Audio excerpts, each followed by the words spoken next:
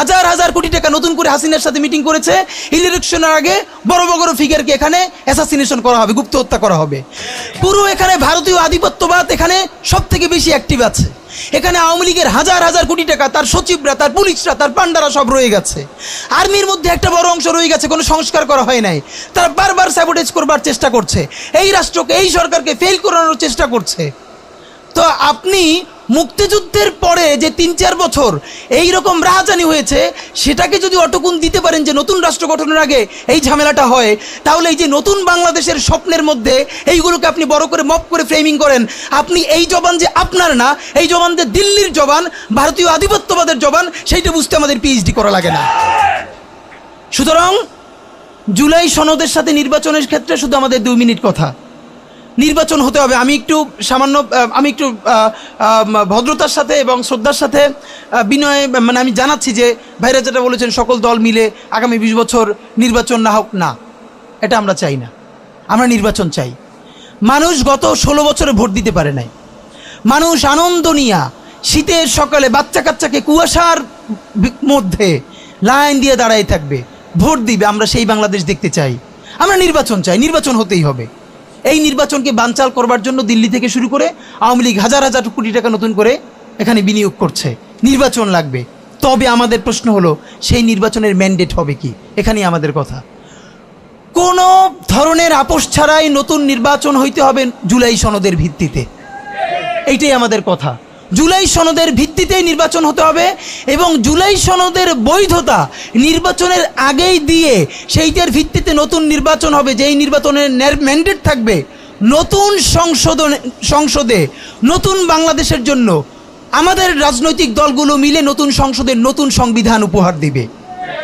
যেই সংবিধান 72-এর বাকশালী সংবিধান, ফ্যাসিবাদী সংবিধান, যেই সংবিধানের কোনো ম্যান্ডেট ছিল না বাংলাদেশ রাষ্ট্রের সংবিধান করবার, কারণ তারা পাকিস্তান রাষ্ট্রের মধ্যে শপথ নিয়ে পাকিস্তান রাষ্ট্রের জন্য সংবিধান প্রণয়নের কথা বলেছিলেন, কিন্তু বাংলাদেশ রাষ্ট্রের কোনো ম্যান্ডেট তাদের কাছে ছিল না।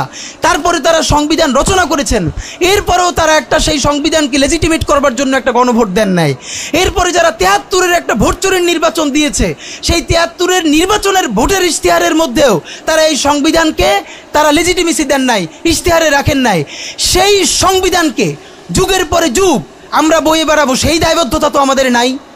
এবং সেই সংবিধান কেমন ফ্যাসিস্ট সংবিধান করা হয়েছে, যেইটার সাংবিধানিক ভিত্তি দিয়েই আপনি একটা কথা বলতে পারবেন। এই যে সবাই বলে আইনের কথা, বলেন তো পারলে একটা কথা, হাসিনা কোনটা বেআইনি কাজ করছে? না, হাসিনা একটাও বেআইনি কাজ করে নাই। সে সমস্ত হত্যা, গুম, খুন এই সংবিধানের আইনের ভিত্তিতেই করছে। সে এই সংবিধানকে ডাস্টবিন বানিয়ে তত্ত্বাবধায়ক সরকার বাতিল করেছে, যা ইচ্ছে করা তাই করেছে। এবার তো সে তো বেআইনি কিছু করে নাই, কথা তো সত্য। আমার বিএনপির ভাইদের প্রতি শুধু একটা আফসোস লাগে, কারো কারো দেখি 72-এর সংবিধানের প্রতি তাদের কি গভীর প্রেম। যেই সংবিধানের মধ্য দিয়ে বাকশাল এসেছে, যেই সংবিধান গণতন্ত্র হত্যা করেছে। আজকে বিএনপির ভাইদেরকে একটা কথা বলি, আপনারা হয়তো অনেকে জানেনও না। পৃথিবীতে দ্বিতীয় ইতিহাস আছে কিনা মান্না ভাই জানলে বলবেন, আমি ভাইয়ের কাছ থেকে শুনতে চাইব। জিয়াউর রহমান তো একজন সামরিক শাসক ছিলেন। একজন সামরিক শাসক সামরিক ফরমান জারি করে দেশে গণতন্ত্র ফিরেইছে, পৃথিবীতে এই নজির নাই যেটা জিয়াউর রহমান করছেন। আপনারা কি জানেন? এই যে জিয়াউর রহমান গণতন্ত্র ফিরাইলেন, যার মাধ্যমে আওয়ামী লীগও রাজনীতি করার সুযোগ পাইল বাকশালের পর, সেটা কিসের মধ্য দিয়ে? তখন তো সংসদ নাই, সংবিধান তো সংশোধনও করা যাইতেছিল না। কিসের মধ্য দিয়ে? জিয়াউর রহমানের সামরিক ফরমানের মধ্য দিয়ে। পৃথিবীর একমাত্র একজন সামরিক শাসক যিনি ফিল করলেন না, সামরিক পন্থা দিয়ে করা যাবে না, গণতন্ত্রে ফিরতে হবে। এবং দেখেন হাসিনারে এবং আওয়ামী লীগের চরিত্রটাই হলো এইরকম, এর যে একটু ভালোবাসে তার সে হত্যা করে। শহীদ প্রেসিডেন্ট জিয়াউর রহমান শেখ হাসিনাকে দেশে আসার অনুমতি দিছিলেন, সুযোগ দিছিলেন এবং বলছে থাক সবাই রাজনীতি করুক। আসার 1 মাসের মধ্যে জিয়াউর রহমান শহীদ হয়ে গেছে, 13 দিনের মধ্যে। এবার দেখেন এই যে আমরা এখন যারা সবাই করতেছি, সুতরাং এটা একটা বিষ। এই বিষের সাথে আমরা কীভাবে লড়াই করব?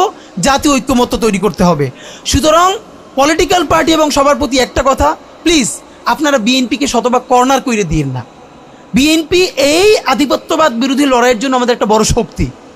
এই শক্তিকে এত বেশি কর্নার করা যাবে না যাতে তারা গিয়ে আওয়ামী লীগের হাত ধরে ফেলে।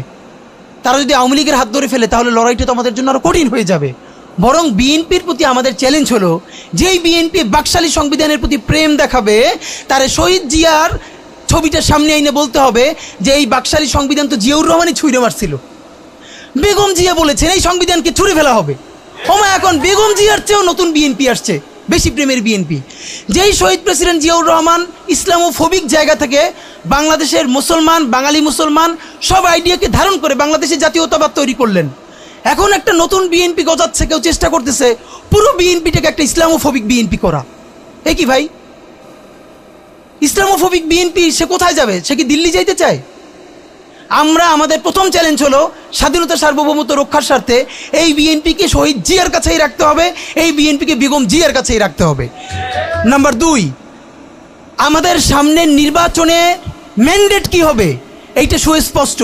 জুলাই সনদের ভিত্তিতে যদি নির্বাচন না হয়, এই নির্বাচন আপনারা চাইলে করেন, আমরা কেউ ভোট দিতে যাব না। নাম্বার 3, সেই নির্বাচনের পরে সংসদের ম্যান্ডেট কি হবে? সংসদে জুলাইয়ের বর্তমান সনদে যেটা স্বাক্ষরিত হবে সবার ঐক্যমত্যের ভিত্তিতে, এটা নির্বাচনের আগে মানে সংবিধান সংশোধন করা ছাড়াই অধ্যাদেশের বলে বলে যেটা করা সম্ভব সেটা আগেই করে ফেলতে হবে এবং তাকে দিয়ে নির্বাচন করাইতে হবে। এবং আমাদের বিএনপির বন্ধুরা বলছেন 2 বছর সময় নিয়ে তারা সংসদে এইগুলো পাশ করাবেন। 2 বছর চলবে না, সর্বোচ্চ সময় 6 মাস। সংসদের প্রথম 6 মাসের মধ্যে জুলাই সনদের সমস্ত কথাগুলো সংবিধান ইনকর্পোরেট করতে হবে। যদি পারেন নতুন সংবিধান করতে হবে, নতুন সংবিধান করতে না পারলে এইটার মধ্যে ইনকর্পোরেট করতে হবে। রাজনৈতিক বিভাজনের ফাঁকে একমাত্র সমস্ত সুবিধা নেবে ফ্যাসিবাদ, ফ্যাসিবাদের শক্তি এবং আওয়ামী লীগ। আমরা আমাদের জীবন থাকতে বাংলাদেশের মাটিতে ভারতীয় আধিপত্যবাদ থেকে শুরু করে আর কোনো বিদেশি আধিপত্যবাদ, হাসিনা এবং ফ্যাসিবাদকে মেনে নিব না। এবং আমরা যদি শহীদ হয়ে যাই, আমাদের সন্তানেরা লড়বে, তার সন্তানেরা লড়বে। কিয়ামত পর্যন্ত বাংলাদেশ নামক জমিন যতদিন বেঁচে থাকবে ততদিন পর্যন্ত আজাদির সন্তানেরা লড়াই করবেই করবে। ওদেরকে স্কুলে, কলেজে, ইউনিভার্সিটি দিনের পরে দিন কাউন্সিলিং করা উচিত ছিল। আপনি কাউন্সিলিং করেন নাই, ওদের পুনর্বাসন করতে পারেন নাই, শহীদদের পরিবারের পুনর্বাসন করতে পারেন নাই। এখন এই ছেলে মেয়েগুলো দেখে যে এই রক্তের মধ্য দিয়া সে চিরতরে অন্ধ হয়েছে, পঙ্গু হয়েছে, এখন তারপর ন্যূনতম বিচারই শুরু হয় নাই, বিচার নাই, সংস্কার নাই। সে বরং দেখতে পাইতেছে সেই আগের পুরনো আওয়ামী লীগ জিকে বসতেছে, যাতে তার মনে হইতেছে সে যে এবার অন্ধ হয়ে বাইচে আছে সেটাও হয়তো বাইচে থাকতে পারবে না, এবার হয়তো তাকে হত্যা করে ফেলা হবে। সেই রিয়াকশনে সে কাউকে গালি দিচ্ছে। এই গালিকে আপনার এত অপবিত্র মনে হয়, কিসের সাথে তুলনা দেন? গত 15 বছর যার তুলনা একমাত্র জাহান্নামের সাথে হইতে পারে। তো আপনারা কি বুঝাইতে চান আমাদেরকে? এগুলো মনে করেন আমরা বুঝি না? নাম ধরে বললে পলিটিক্যাল পার্টিগুলো বেশি প্রেশার ফিল করে। আমার বিভিন্ন টিভি থেকে ফোন করে বলে, ভাই আপনার সাথে তো অমুক দলের অথবা অমুক দলের কেউ আসতে চায় না। এখন এই জন্য আমার কি হয়েছে, তারা যাতে একটু ট্রাস্ট পান, একটু কনফিডেন্স পান, এই জন্য কথার উত্তর দিই না। আমার এক বড় ভাই টকশোতে বললেন, তুমি থাক, ওনারা মুরব্বী মানুষ, তুমি যদি 2 শব্দ কম বলো তোমার জীবন পড়ে আছে, কিছু হবে না। তাই ওনাদেরকে 2 শব্দ কম বলতে বলতে ওনারা এমনই হয়েছে, ওনারা মাইনেই নিতে পারে না যে এই বাচ্চারা না থাকলে ওনারা যে এখনো জেলে থাকতো অথবা বাড়ি বাড়ি পালাইতো, এইটা ওনাদের ভুলেই গেছে 1 বছরে। তো সেই বাচ্চার গালিগালাজরে আপনার এত খারাপ লাগে? আমি বলেছি সমস্ত গালিগালাজ বন্ধ হয়ে যাবে। আমি এখন আপনারা চাইলে আমার কাছে একাডেমিক থিসিস আছে কেন গালি দেওয়া যাবে। শুধু গালি দেওয়াই যাবে না, এই গালি কেন বৈধ এমনি তো বলা যাবে না, যে একাডেমিক থিসিস আছে। আমি আন্দাজে কথা বলি না, আমি একটা বিশ্ববিদ্যালয়ে পড়াইও। তো এইটা আমি বলতে চাই না, তখন আবার বলবেন যে গালিকে প্রমোট করে। কিন্তু হ্যাঁ, আপনার চোখের সামনে শহীদ রিয়াগোপ এর বুলেটটা ভিতর থেকে ঢুকে এরপরে পিছনের ওয়ালে গিয়ে লিখেছে, সেই ওয়াল 2 ইঞ্চি ছিদ্র হয়ে গেছে। এই রাষ্ট্রের এমন কোনো লিথাল ওয়েপন আর্মির কাছে, পুলিশের কাছে, বিজেপির কাছে ছিল না যেইটা সাধারণ নাগরিকের উপরে এই হাসিনা ব্যবহার করে নাই। আপনার বুকের মানিক আপনার সামনে বসে কলিজে ছিঁড়ে ওয়াল ছিদ্র হয়ে যাচ্ছে, তখন আপনি রবীন্দ্রসঙ্গীত গাইবেন? আপনি কি করবেন তখন? এখন মুশকিল হলো, এই গালি নিয়ে যারা কথা বলে তার কোনো সন্তান শহীদ হয় নাই, তার বাবা মাও শহীদ হয় নাই, কেউ অন্ধ হয় নাই, পঙ্গু হয় নাই, তাই গালি এত বিষ লাগে, আর আওয়ামী লীগ তার মধুর মতো লাগে। তো এখন আমি সর্বশেষ যে কথাটা বলতে চাই, আপনারা একটা মিডিয়ার ভাইয়েরা কাইন্ডলি চেষ্টা করে দেখেন, এই যে গৃহযুদ্ধটা হওয়ার কথা ছিল, হইল না, তো অশান্তি তো কিছু থাকবেই, আমরা তো রাষ্ট্র গঠন করব। এরপরও তো তুলনামূলক অনেক কম হচ্ছে। কেউ একটা মিডিয়া কেন বলতেছে না 1971-এর মহান মুক্তিযুদ্ধের পর 72 থেকে 75 বাংলাদেশে যেই পরিমাণ মব সন্ত্রাস হয়েছে, যেই পরিমাণ কেওয়াস হয়েছে, ইতিহাসে তা আর হয় নাই। তার সাথে জড়িত ছিল কারা? এই যে মুজিব বাহিনীর গুন্ডারা। আমার বাবা আমার মা বলেছে মুক্তিযুদ্ধের পরে যে অস্ত্রগুলো জমা দেওয়া হয় নাই, সেই জমা না দেওয়া অস্ত্র থেকে প্রত্যেকটা বাড়িতে বাড়িতে ছিনতাই রাহাজানি। আমার মায়ের আজকে এই কথাটা বলি, আমার মা বলতেছেন আমার নানা একজন সম্ভ্রান্ত আলেম, তিনি যেখানে থাকতেন মুক্তিবাহিনী এবং পাকিস্তান বাহিনী কেউই তাকে কখনো আক্রমণ করেন নাই তার সম্মানে। আমার মা খালারা বাসায় ছিলেন, তাকে পুরো এলাকাবাসী দেখিয়ে রেখেছে। বাট মুক্তিযুদ্ধের পরে আমার মা বলেছে, তখন তার বয়স 16, আমার মা আমার খালা এবং এলাকার অনেক মেয়েদেরকে যাদের চেহারা একটু ভালো ছিল তাদের গায়ে কালি মেখে তারপরে অনেক সময় মাটির নিচে বাংকার বানিয়ে বা বিভিন্ন জায়গায় রাখা হতো তাদের সম্ভ্রম রক্ষা করবার জন্য। এই মুজিব বাহিনীর গুন্ডারা সেগুলো করেছে না?